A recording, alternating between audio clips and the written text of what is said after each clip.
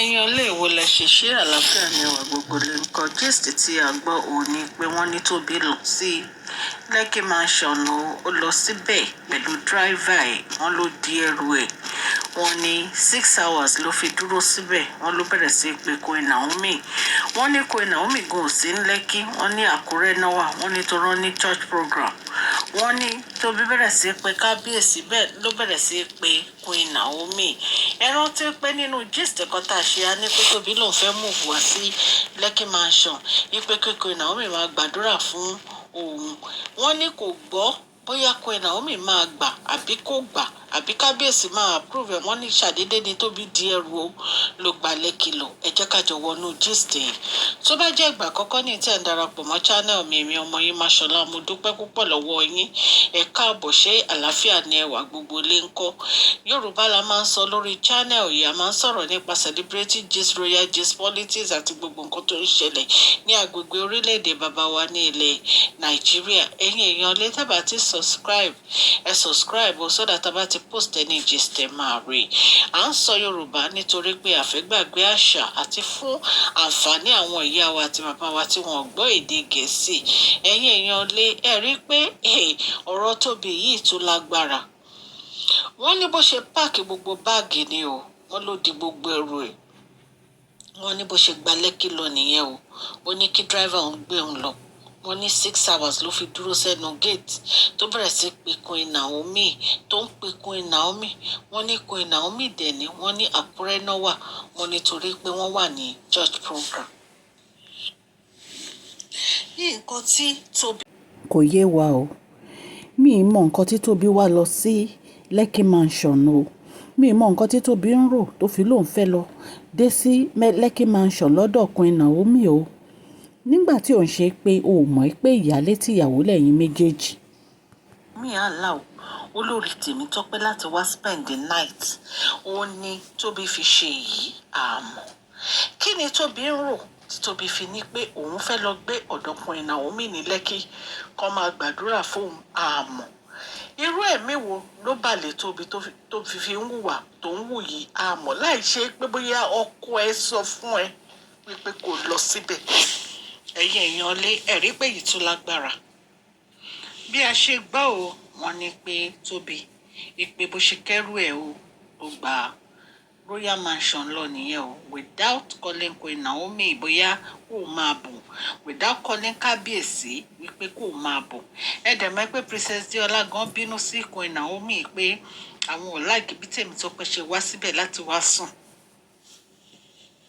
wọ́n ní mẹ́sẹ̀gì tó forward sí Queen Naomi pé òun fẹ́ wá síbẹ̀ wọ́n ní Queen Naomi forward ẹ̀ sí Dr. Lizzie wọ́n ní bí Dr. Lizzie ṣe sọ fún kábíyèsí nìyẹn ẹ̀yin èèyàn ilé wọ́n ní gbogbo àwọn èèyàn tí ó jẹ́ pé wọ́n rí mẹ́sẹ̀gì yẹn àti Princess Diola náà ní láyéláyé kò possible kí Tobi lọ sí ilé tí kábíyèsí rà fún kó lọ máa gbébẹ̀ ẹ̀yin èèyàn ilé Tobi ò tiẹ̀ ever jẹ́ kí Tobi ò tiẹ̀ ever jẹ́ kí Queen Naomi mọ̀ wípé wọ́n ti wà lọ́nà wípé àbí kó pè wọ́n padà pé òun ti ń kó báàgì ń bọ̀ o àbí kí Queen Naomi tiẹ̀ pé wípé àwọn ti gbọ́ o kó máa bọ̀ o kò dúró dé ìyẹn rárá wọ́n ló kọ̀ kí báàgì ẹ̀ mọ́lẹ̀ ni wọ́n ló dẹ̀ gbàbẹ̀ lọ.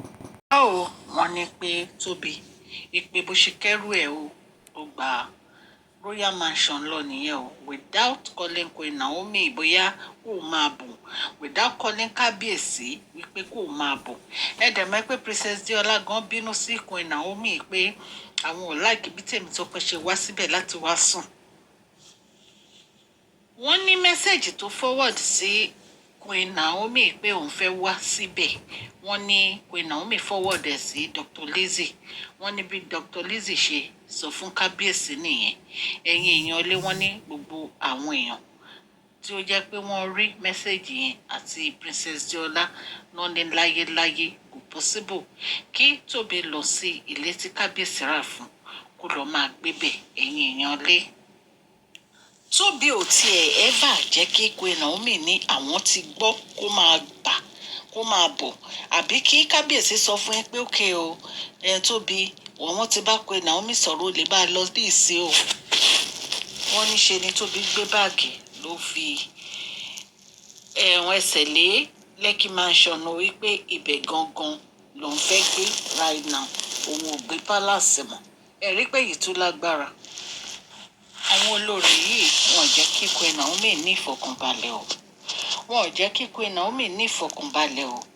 Èyí tí Tóbi bẹ̀rẹ̀ yìí nǹkan tí ò dáa rárá ni. Kábíyèsí dẹ̀ ní láti bá a sọ̀rọ̀. Kábíyèsí ní láti pe Tóbi into order kí wọ́n bá a sọ̀rọ̀. Báwo ló ṣe máa ṣàdédé kó báàgì lọ sí ọ̀dọ̀ èèyàn tó máa ló fẹ́ máa bá gbé ní èjì tá a wà yìí? Ṣọ́mọ kékeré ni ẹni Tóbi? Ṣọ́mọ kékeré ni ẹni? Èèyàn wo ló máa ṣàdédé gba adult sílé without asking maybe she wants you there or not? Queen Naomi ò bẹ́ẹ̀ sọ pé kó máa bọ̀. Queen Naomi ò fún ẹ ní go ahead kó máa bọ̀. Ó discuss ọ̀rọ̀ yìí pẹ̀lú ọkọ ẹ̀. Wọ́n ní ṣe ni Tóbi gbé báàgì ló fi ẹsẹ̀ lé Lekki mansion wípé ibẹ̀ gangan lòun fẹ́ gbé right now, òun ò gbé palace mọ́. Ẹ rí pé yìí tún lágbára. Àwọn olórí yìí wọn ò jẹ́ kí Queen Naomi ní ìfọ̀kànbalẹ̀ o. Wọn ò jẹ́ kí Queen Naomi ní ìfọ̀kànbalẹ̀ o. Èyí tí Tóbi bẹ̀rẹ̀ yìí nǹkan tí ò dáa rárá ni. Kábíyèsí dẹ̀ ní láti bá a sọ̀rọ̀. Kábíyèsí ní láti pe Tóbi into order kí wọ́n bá a sọ̀rọ̀. Báwo ló ṣe máa ṣàdédé kó báàgì lọ sí ọ̀dọ̀ èèyàn tó máa ló fẹ́ máa bá gbé ní èjì tá a wà yìí? Ṣọ́mọ kékeré ni ẹni Tóbi? Ṣọ́mọ kékeré ni ẹni? Èèyàn wo ló máa ṣàdédé gba adult sílé without asking maybe she wants you there or not? Queen Naomi ò bẹ́ẹ̀ sọ pé kó máa bọ̀. Queen Naomi ò fún ẹ ní go ahead kó máa bọ̀. Ó discuss ọ̀rọ̀ yìí pẹ̀lú ọkọ ẹ̀. Ó ṣàdédé gbé báàgì ẹ̀, ó gba ọ̀nà Lekki lọ láti ní pé ó ti pè wọ́n, ó ti test wọn. What is that? Kábíyèsí ẹ ní láti ṣe nǹkan sọ̀rọ̀ Tóbi yìí o, because ó dàbí ẹ ń pé ọ̀rọ̀ ẹ̀ tí wàá fẹ́ máa kọjá nǹkan tá a lérò bá. Ẹ ní láti ṣe nǹkan sí i. Tóbi, nǹkan tó ń wá ni ò yé mi o. Mi ò mọ nǹkan tó ń wá lọ́dọ̀ Queen Naomi. Kábíyèsí ra ilé fún ẹ, wọ́n sọ fún gbogbo yín, wọ́n ní ẹ move lọ sí ilé yín. Kí wá ló dé tó jẹ́ pé ibi tí Queen Naomi bá ti wà, ibẹ̀ ni gbogbo yín fẹ́ wà? Kí ni problem yín? Kí ni ìṣòro ẹ̀ gan-an? Kí ni ìṣòro ẹ̀? Anyway, mo jẹ́rìí kábíyèsí. Kábíyèsí ò tiẹ̀ nígbà náà. So right now, nǹkan tí kábíyèsí fẹ́ ṣe sí ọ̀rọ̀ Tóbi òun ni gbogbo wa wà look out fún. Ṣùgbọ́n wọ́n ní Queen Naomi wà ní church nígbà tó wà níwájú Lekki mansion yẹn tó ń pè wọ́n for 6 hours ni wọ́n ló fi dúró síbẹ̀ tó ń pe aago wọn àti kábíyèsí, ó ń pago kábíyèsí náà. Wọ́n ní Queen Naomi wà níwájú, wọ́n wà nínú church, wọ́n ní church program. Wọ́n ní Tóbi dúró síbẹ̀ for 6 hours ṣe ló bẹ̀rẹ̀ sí pe Queen Naomi, ló bẹ̀rẹ̀ sí pe Queen Naomi. Gist tá a gbọ́ ni o, ta ní ká mú wá fún yín èyí ara lé. Ẹ rí pé èyí tó lágbára. Ọlọ́run á kọ́ kábíyèsí ní nǹkan tó máa ṣe o. Ẹ̀yin èèyàn lé, etí tẹ́ fi ń gbọ́ mi ò nídìí o. Ọwọ́ tẹ́ fi ń tẹ subscribe, like kò ní kan ìsàlẹ̀ àpò. Ní àṣẹ Ọlọ́run ọba, òkè òkè ni ọlá yín á máa lọ o. Ẹ jọ̀ọ́ ẹ bá mi fún fídíò yìí ní thumbs up o. Please share this video, like and subscribe. God bless you. Ẹ jọ̀ọ́ ẹ bá mi fún fídíò yìí ní thumbs up o. Allege ni gbogbo nǹkan tá a sọ fún yín o. Mi ò bá kábíyèsí gbénu palace o. God bless you. Thank you so much.